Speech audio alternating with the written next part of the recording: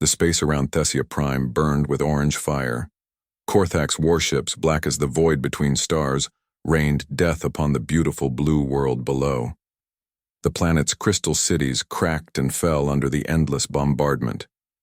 In the streets, the gentle Valerian people ran in terror, their large eyes wide with fear they had never known before. On the command ship, Serenity's Light, Council Leader Veltar watched his world die. His forearms shook as he gripped the viewing screen. Behind him, other council members wept openly. They had never seen violence like this. Their entire civilization had grown up, knowing only peace. 11 worlds, whispered Council Member Yathara, her voice breaking. 11 of our beautiful worlds gone forever. Our children scattered to the winds or... She could not finish the sentence. Veltar closed his eyes. The Korthax had swept through their space like a dark storm. World after world had fallen to the brutal insect-like creatures. The Valerians had tried to run, tried to hide, tried to negotiate. Nothing worked. The Korthax wanted only death and suffering. "Sir?" came a voice from behind him. It was communications. Officer Zelen, his young face pale with fear. "The defense fleet is down to 12 ships. They cannot hold much longer." Veltar looked out at the space battle. The remaining Valerian ships were works of art, made of living crystal that could bend light and energy, but they had been built for exploration, not war. They moved slowly, fired weakly, and died easily under the Korthax guns. "We have one choice left," Veltar said quietly. The council members looked at him with hope in their eyes, but Veltar's next words made them gasp in horror. "We send the signal to the humans. No." Yathara stood up so quickly her chair fell over. "Council Leader, you cannot be serious. The humans are monsters. Every species in the galaxy fears them. They are Deathworlders," added another council member, Morthy. "They come from a planet so violent it would kill any civilized being in hours. They are savage, brutal creatures who know only war." Veltar had heard all the stories. Humans came from a world called Earth where everything tried to kill everything else. The plants were poisonous. The animals were predators. Even the weather could destroy cities. Somehow, impossibly, thinking creatures had evolved there. But they were shaped by their world's violence. Other species whispered about the humans in dark corners of space stations. They said humans would fight each other over anything. They said humans had nearly destroyed their own world with weapons so terrible that planets could burn. They said humans were so violent that they had to be kept away from civilized space. But Veltar had also heard other whispers. Stories of human ships that had rescued crews from dying vessels, asking for nothing in return. Tales of human colonies that had taken in refugees from disasters. Reports of humans who had died protecting beings they had never met before. "They are our only hope," Veltar said firmly. "Every other military power in this part of the galaxy has fallen to the Korthax or refuses to fight them. Only the humans have the strength to face such evil."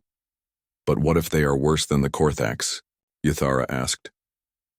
"What if we call monsters to fight monsters?" Veltar looked out at his dying world. A Korthax dropship was landing near the capital city. Soon, the real horror would begin. The Korthax did not just kill quickly. They took prisoners. They tortured them slowly. They fed on fear and pain like other creatures fed on food. "Then we will face that choice when it comes," Veltar said. "But I will not let our children die without trying everything." He turned to Zelen. "Send the message. Use the emergency broadcast system. Send it toward human space with everything we have." Zelen's hands shook as he worked the controls. What should the message say, sir?" Veltar thought for a long moment. What could he say to creatures he had never met? How could he ask for help from beings that every civilized species feared? "Tell them this," he said slowly. "Unknown warriors of the rim worlds, we are a peaceful people who know nothing of war. Our children face extinction. If you have any mercy in your hearts, please help us. We offer everything we have." The message went out across space, carried by quantum transmitters toward the dark edge of the galaxy where humans lived. It would take days to reach them. By then, Thessia Prime might be nothing but ash and bone. "Now we wait," Veltar said.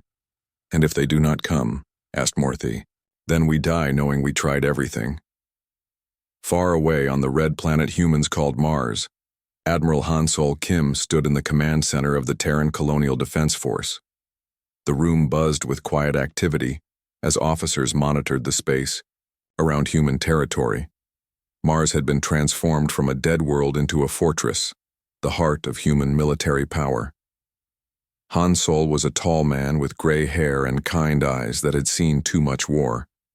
He had fought in 3 conflicts to protect human colonies from raiders and hostile aliens. He knew the cost of battle better than most. "Admiral," called Lieutenant Commander Subin Park from her station. "We're receiving an unknown transmission. Very powerful signal coming from, looks like the Valarian sector." Han-Sol frowned. The Valarians were known to humans, though they had never met directly. Intelligence reports described them as peaceful, artistic people who had never hurt anyone. "What does it say?" Han-Sol asked. Subin worked quickly to decode the alien language. Her computer systems compared it to known Valarian communication patterns. Slowly, words appeared on her screen. As she read the message aloud, the entire command center fell silent. By the time she finished, every officer was staring at Han-Sol. "Sir?" Subin asked quietly. "Your orders?" Han-Sol looked around the room at the faces of his officers. These were good people, humans who had chosen to serve something bigger than themselves.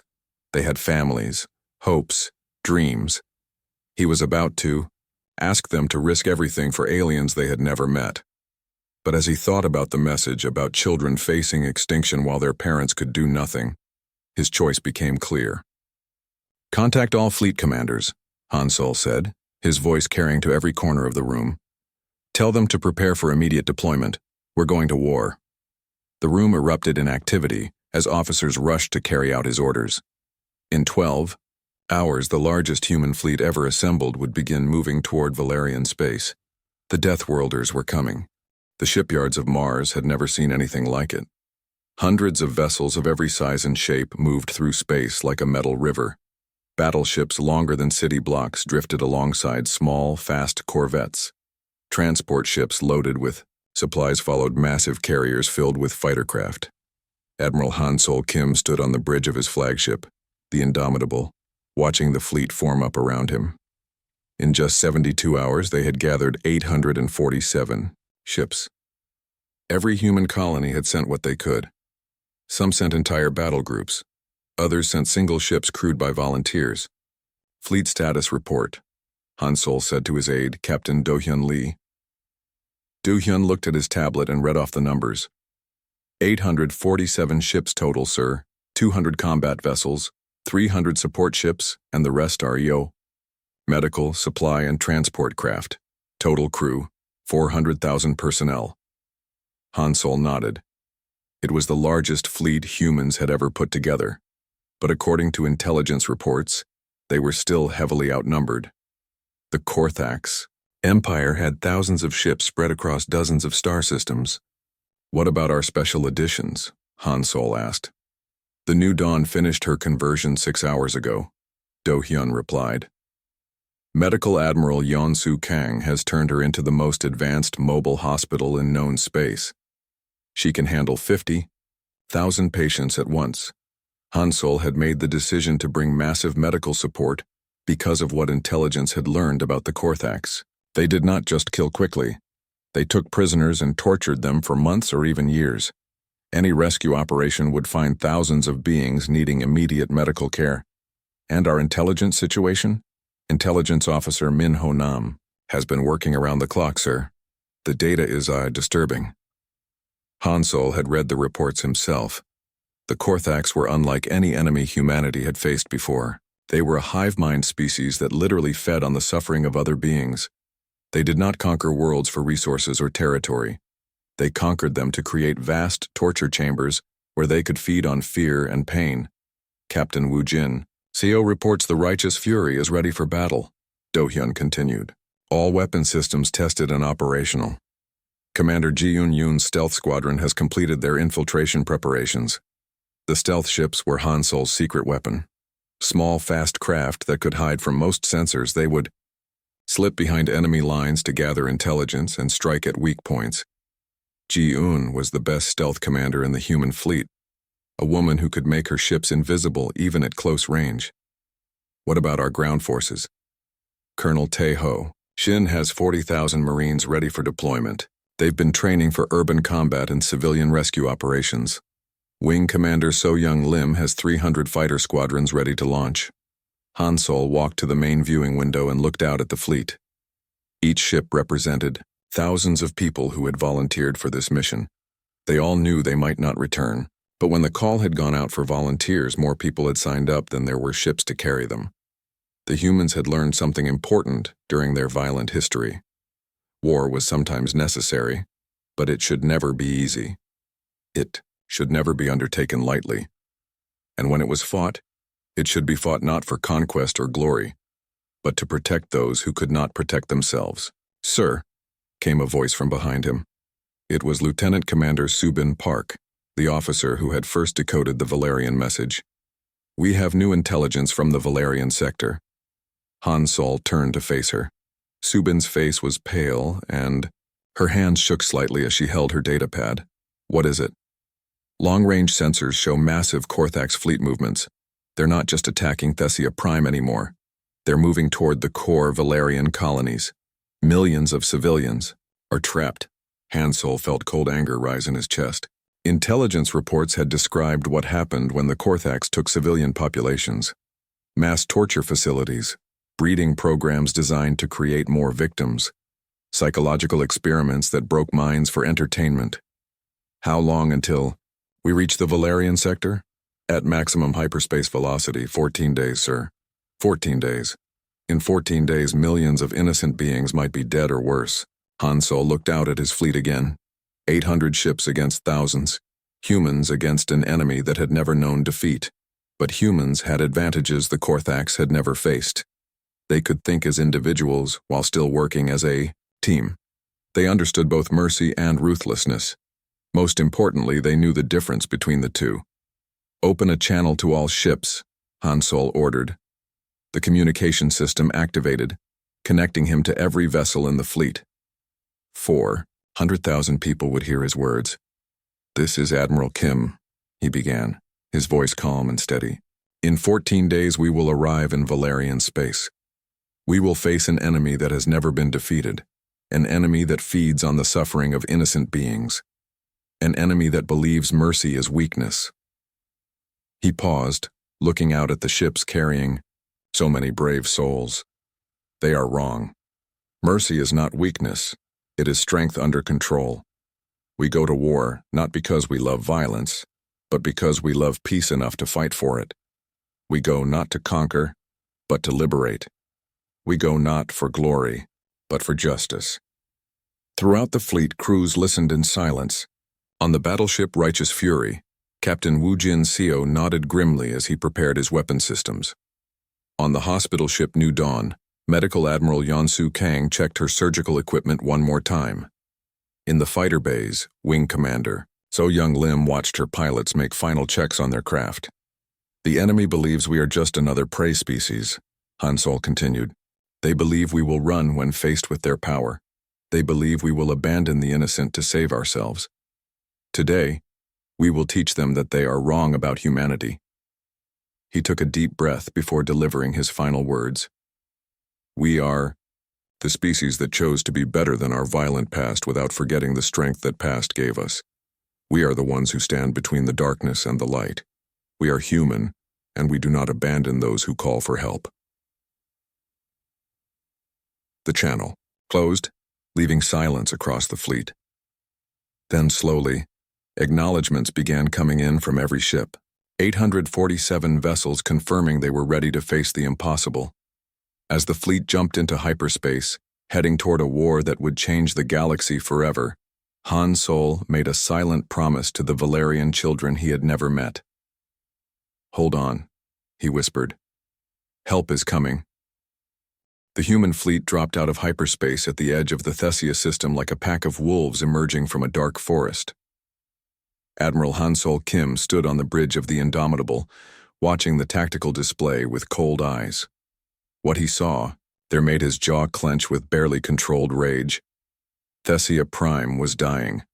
The beautiful blue world was covered in smoke and fire.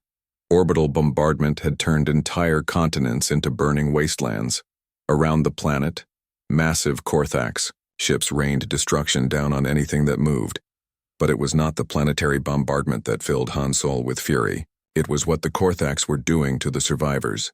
"Tactical report," he ordered, his voice deadly calm.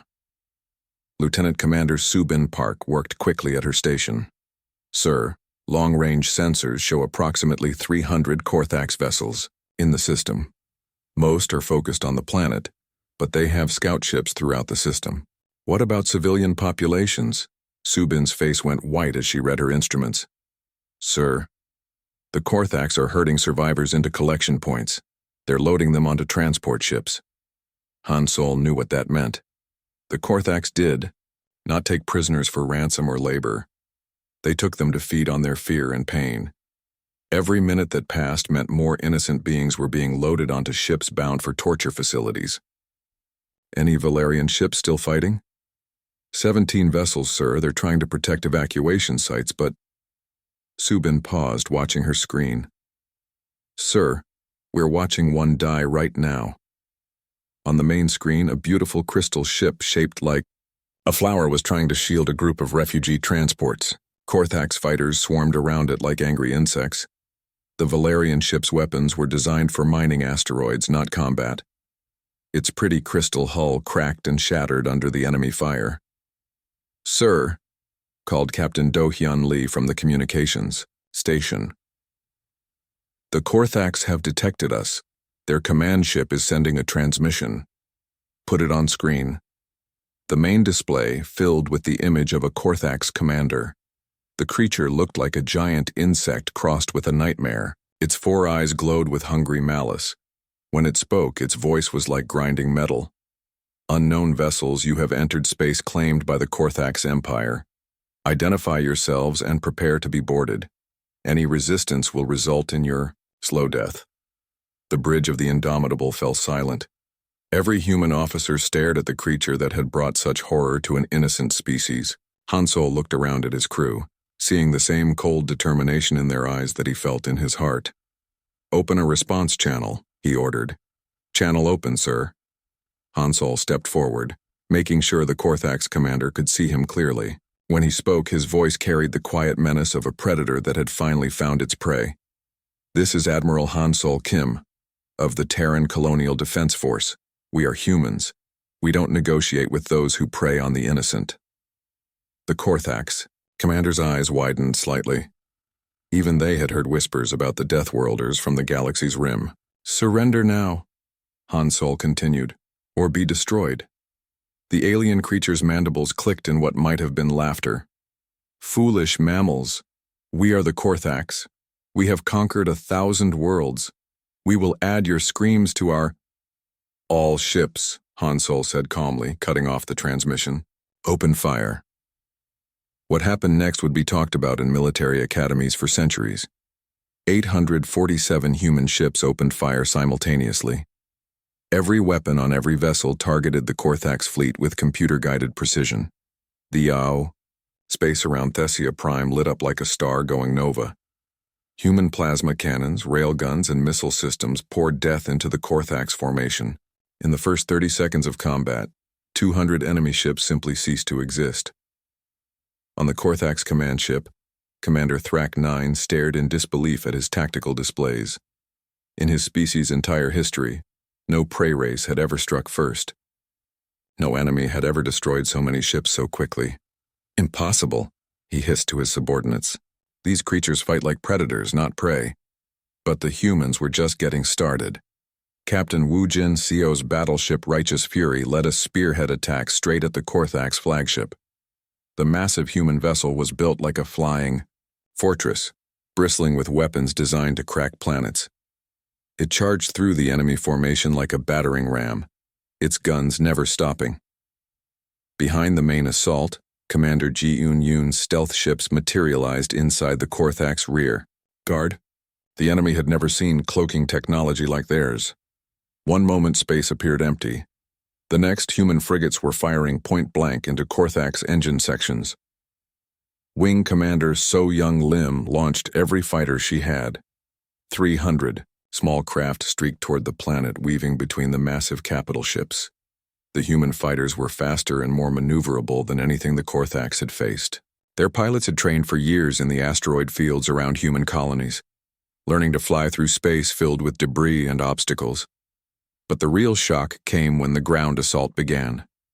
Colonel Tae Ho Shin's Marines deployed directly into active combat zones using drop pods that fell like meteors from orbit. The Korthaks had been rounding up Valerian civilians when suddenly human soldiers were landing right in the middle of their operations. The first Korthaks ground troops to encounter human Marines had never seen anything like them. The humans were smaller than Korthaks warriors, but they moved with deadly grace. Their weapons were precise and powerful.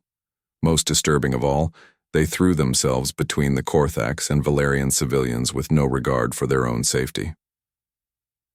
Staff. Sergeant Insu Park landed his drop pod in the middle of a Valerian refugee camp, just as Korthak's troops were loading terrified families onto transport ships. The first thing he saw was a Korthak soldier raising a shock rod toward a group of Valerian children who were crying for their parents.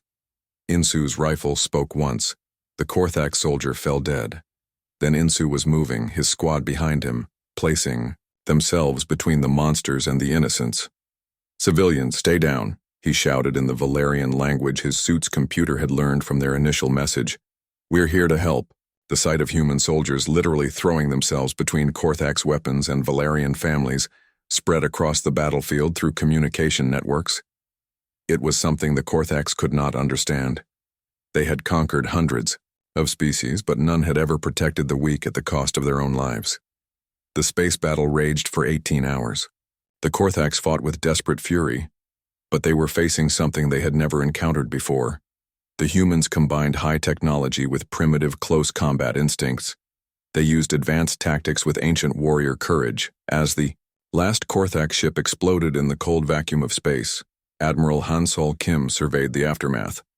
His fleet had lost 23 vessels and 3,000 personnel. It was a heavy price, but acceptable given what they had accomplished. "Sir," Subin Park reported, "all Korthak ships in the system have been destroyed. We're detecting no further enemy activity. And the civilians? Rescue operations are underway. We estimate we saved approximately 2 million Valerian refugees.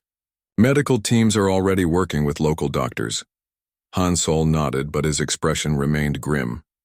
This had been just one battle against one Korthak's fleet. Intelligence suggested there were dozens of similar fleets spread across Korthak space. "Send a message to all human ships," he ordered. "Well done. But this is just the beginning."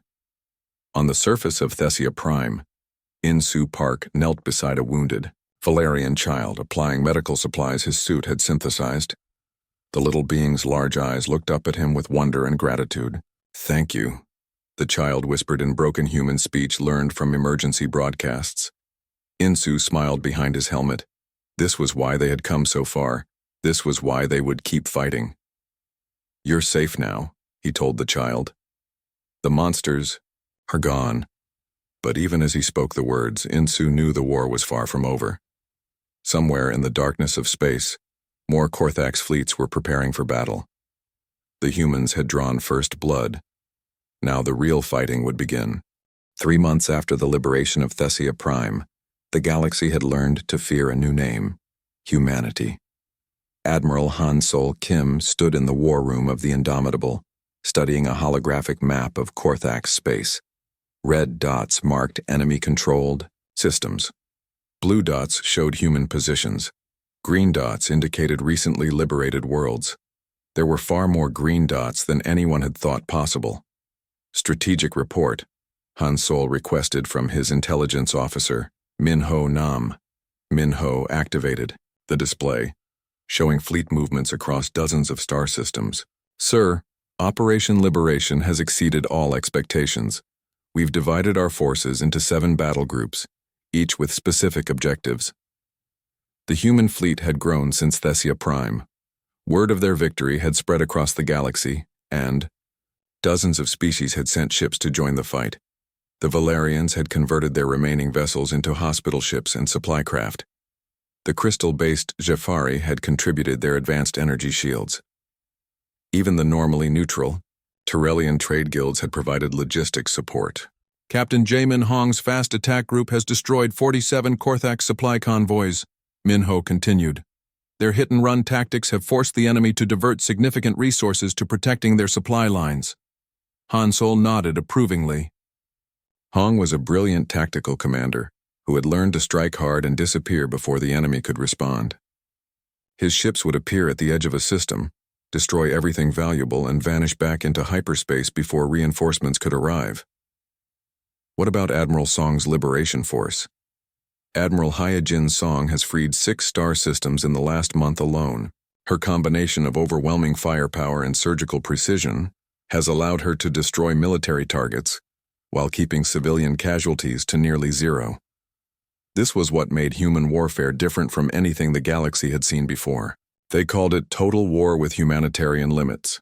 Human forces would show absolutely no mercy to enemy combatants, but they went to extraordinary lengths to protect innocent beings of any species.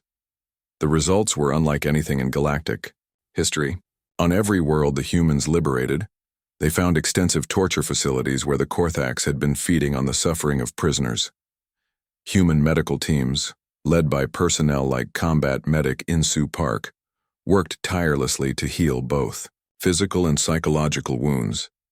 Insu had become famous throughout the liberated systems. The Angel of the Rim, they called him. He had been seen treating wounded beings regardless of their species, often under enemy fire. There were reports of him carrying injured Korthax prisoners to safety, even after everything their species had done.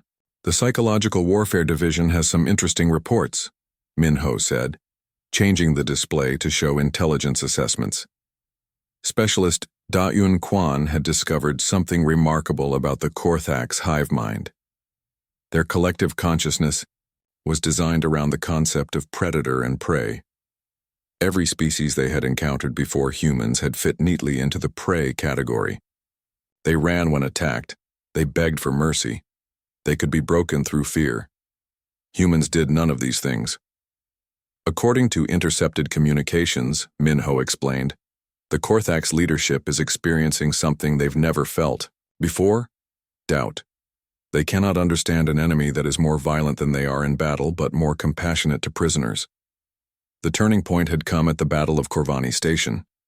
The massive space station served as the primary military coordination center for the Korthax Empire's expansion into this galactic arm. It was heavily defended and considered impregnable. Commander Sung Ho Bei had proved them wrong. Pull up the Corvani operation, Han Sol requested. The holographic display changed to show the battle 3 weeks ago. Corvani Station hung in space, like a metal spider, bristling with weapons and surrounded by defensive platforms. A conventional assault would have required massive casualties.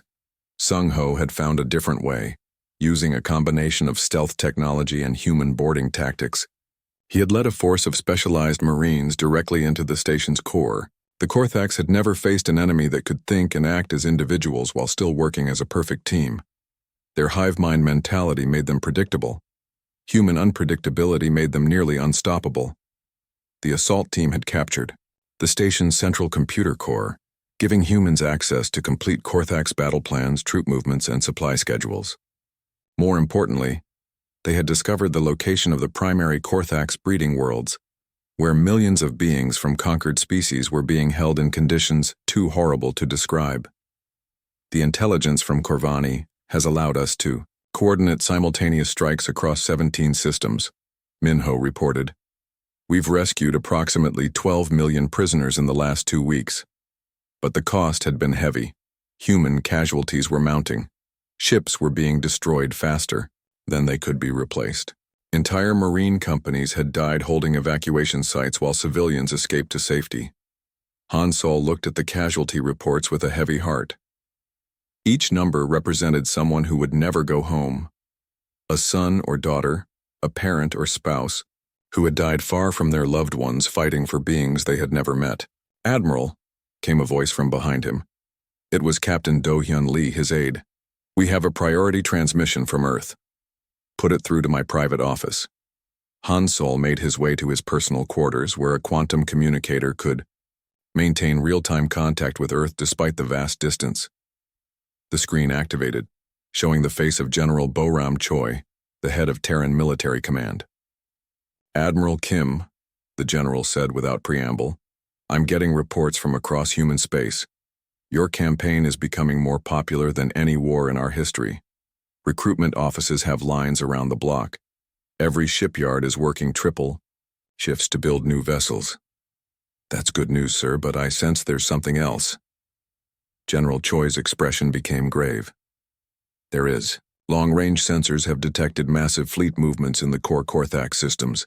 It looks like they're gathering everything they have for a final push." Han Sol felt a chill run down his spine.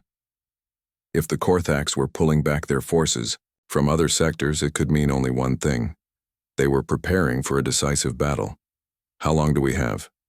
6 weeks, maybe 8. They're bringing ships from across their entire empire. Initial estimates suggest they'll have over 5,000 vessels, 5,000 ships. Even with all the alien allies who had joined them, the human-led fleet numbered less than 2,000 vessels. "Sir," Han Sol said carefully, "are you ordering me to withdraw?" General Choi was quiet for a long moment. When he spoke, his voice carried the weight of decision that would affect the entire galaxy. "Admiral, 3 months ago, no one in human space had ever heard of the Valerians. Now, our children are drawing pictures of Valerian refugees being rescued by human marines. Our poets are writing songs about the liberation of worlds we can't even pronounce." He paused, looking directly into Han Sol's eyes. "You've shown the galaxy what humanity can be at its best.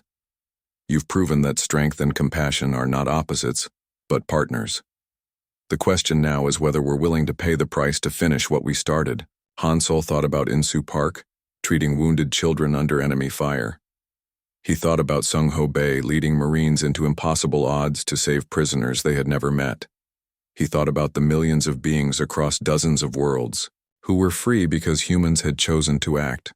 "Sir," he said firmly, "we didn't come this far to stop now. Send us everything you can. We're going to end this." General Choi smiled grimly.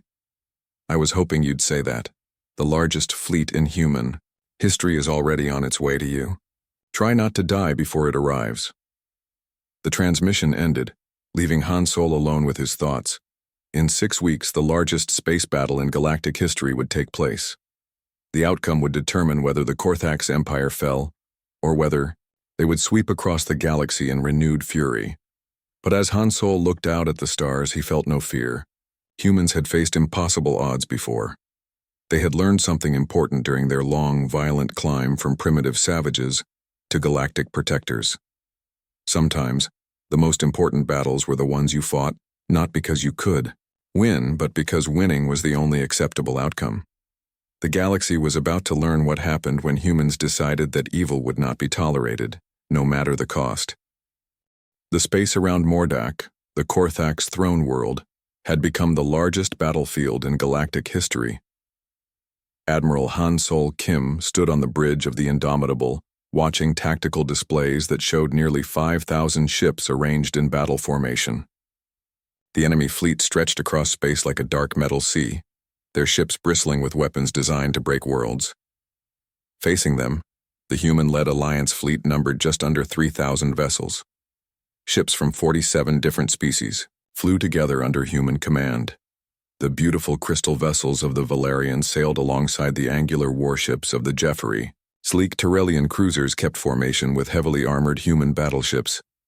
"Final fleet status," Han Sol requested from his aide, Captain Do-hyun Lee. "All ships report ready for battle, sir. Admiral Hee Jin-song commands the left wing with 800 vessels. Captain Jae-min Hong has the right wing with 700 ships. Commander Sung Ho Bay leads the center assault force with 600 of our heaviest units." Han Sol nodded, but his attention was focused on the massive Korthax flagship at the center of the enemy formation. Intelligence suggested that the Korthax Prime Mind The central intelligence that controlled their entire species was aboard that vessel. If they could destroy it, the entire Korthax Empire might collapse. "Sir," called Lieutenant Commander Subin Park from her communications station. "Incoming transmission from the Korthax flagship. Put it on screen." The main display filled with an image that made several bridge officers step back in horror. The Korthax Prime Mind was not a single creature, but a writhing mass of interconnected organisms that pulsed with malevolent intelligence. When it spoke, its voice seemed to come from 1,000 throats at once. "Humans," it hissed, the word dripping with hatred. "You have interfered with our feeding for the last time. Today we will add your screams to our eternal feast. Your children will learn what it means to suffer for the pleasure of their betters." Hansol stepped forward, his face calm despite the rage burning in his chest. When he spoke, his voice carried across every ship in both fleets. "We are humans," he said simply. "We don't negotiate with monsters." The transmission cut off. For a moment, space was perfectly silent. Then hell erupted across the void. Both fleets opened fire simultaneously, turning the space around Mordak into a hurricane of energy and metal. Plasma beams lit up the darkness like artificial suns. Missiles streaked between ships in deadly swarms. The sound of battle, transmitted through ship hulls and communication systems, reached across light years. Admiral Song's left wing moved with precision that amazed even veteran commanders. Her ships flowed around the Korthax formation like water, striking at weak points before disappearing into the chaos of battle. The Valerian vessels in her command used their crystal hulls to bend and focus energy beams, turning their former mining tools into weapons of incredible power. On the right wing, Captain Hong's fast attack ships darted between the massive Korthax dreadnoughts like insects around giants. But these insects had stingers. Human fighters and bombers swarmed over enemy vessels, targeting weapon systems and engines with surgical precision. In the center, Commander Bay led the assault toward the Korthax flagship. His force included the most powerful ships in the human fleet, vessels built to crack planets and destroy space stations. The Righteous Fury, commanded by Captain Woojin Seo, led the charge with guns blazing. But it was not the space battle that would determine the war's outcome. As the fleets tore each other apart in orbit, Marine Colonel Tae Ho Shin was leading the most important mission of his life. Shin's dropships had penetrated the planetary defense network during the opening minutes of the battle. Now, 40,000 human Marines and their alien allies were fighting through the streets of the Korthax capital city, heading toward the massive complex where millions of prisoners were held. The fighting on Mordak's surface was unlike anything the galaxy had ever seen. The Korthax had turned their entire world into a fortress designed around causing maximum suffering. Every building was a potential torture chamber. Every street was a killing ground. But the humans and their allies fought with a fury born of righteous anger. They had seen what the Korthax did to prisoners. They had witnessed the torture facilities on dozens of worlds. Now, finally, they had a chance to strike at the heart of that evil. Staff Sergeant In-Soo Park, the medic who had become known as the Angel of the Rim, led his squad through a district where Korthax civilians cowered in their homes. Unlike their military, these creatures seemed capable of fear. "Remember," In-Soo called to his Marines as they advanced, "civilians are not combatants. We protect the innocent, no matter what species they belong to." It was a lesson that shocked the galaxy. Even in the heart of enemy territory, facing a species that had brought unimaginable horror to countless worlds, the humans refused to target non-combatants. The battle raged for 16 hours. In space, the two fleets had torn each other apart with a ferocity that left wreckage scattered across multiple star systems. The human fleet had lost nearly half its ships, but the Korthax had lost more. The turning point came when Commander Bay's assault force finally reached the Korthax flagship. The Righteous Fury and 3 other human battleships surrounded the massive vessel, pouring fire into its hull at point-blank range. "Hull breaches on multiple decks," Captain Seo reported, as his ship shuddered under return fire. "But we're getting through their armor." Then suddenly the Korthax flagship went silent. Its weapons stopped firing. Its engines shut down. Across the battle zone, every Korthax ship began drifting powerlessly through space. "What's happening?" Han Sol demanded. The answer came from Colonel Shin on the planet's surface. "Sir, we've reached the central facility, the Prime Mind. It's not just their leader, it's their entire nervous system. When we cut the connections, the Korthax Empire had fallen with a single blow. Without their collective consciousness to guide them, individual Korthax became confused, terrified creatures who had no idea how to function on their own. But the real victory came in what happened next. The human forces could have easily exterminated the helpless Korthax. Many species in the galaxy would have considered it justice after everything they had done. Instead, Admiral Han Sol Kim made a different choice. All ships, stand down from attack positions, begin rescue operations for Korthax survivors. The order shocked even his own officers, but Han Sol's reasoning was clear. We came here to stop evil, not to become it. The aftermath of the Battle of Mordak changed the galaxy forever. The humans found themselves in a position no single species had ever held. They were the undisputed military power in their region of space. They could have demanded tribute, claimed territory, or established an empire. They did none of these things. Instead, 6 months later, representatives from 127 species gathered on the rebuilt world of New Valeris for the signing of the Terran Accords. Diplomat H.A. Lim, working with legal experts from dozens of worlds, had drafted a document that established the first truly democratic interstellar government in galactic history. The Galactic Protection Fleet, commanded by Admiral Han Sol Kim and staffed by volunteers from every member species, was given a single mandate: ensure that no species would ever again face extinction while others had the power to help. At the dedication ceremony for the Memorial to the Innocent, Council Leader Veltar, now President of the Valerian Republic, spoke to the assembled representatives. "The humans taught us that strength without compassion is mere brutality, but compassion without the will to act is mere weakness. Today, we all choose to be strong." Han Sol, now promoted to Fleet Admiral of the Protection Fleet, watched the ceremony with quiet satisfaction. The galaxy was not perfect. There were still conflicts, still injustices. But never again would genocidal monsters like the Korthax be allowed to prey on the innocent while others looked away. A year later, Captain Su Jin-Oh, the youngest ship commander in the Protection Fleet, sat on the bridge of her vessel, Eternal Vigilance. Her communications officer had just detected a distress signal from the Andromeda Galaxy, 2.5 million light-years away. "Captain," the officer reported, "it's from a species called the Remnari. They say they're facing extinction from something called the Devourers." Sujin looked out at the stars, thinking about the choice before her. The journey to Andromeda would take months, possibly years. They would be going into completely unknown territory to help beings they had never met. She thought about Admiral Kim and the fleet that had crossed the galaxy to save the Valerians. She thought about Insu Park, treating wounded children under enemy fire. She thought about all the humans who had died far from home because they believed that evil should not be allowed to triumph. "Plot a course for the Andromeda Galaxy," she ordered. "Best possible speed." "Captain?" her navigator asked, confused. "That's 2.5 million light-years. It could be a one-way trip." Sujin smiled, remembering the words that had become the unofficial motto of the Protection Fleet. "No one fights alone," she said. "Not anymore."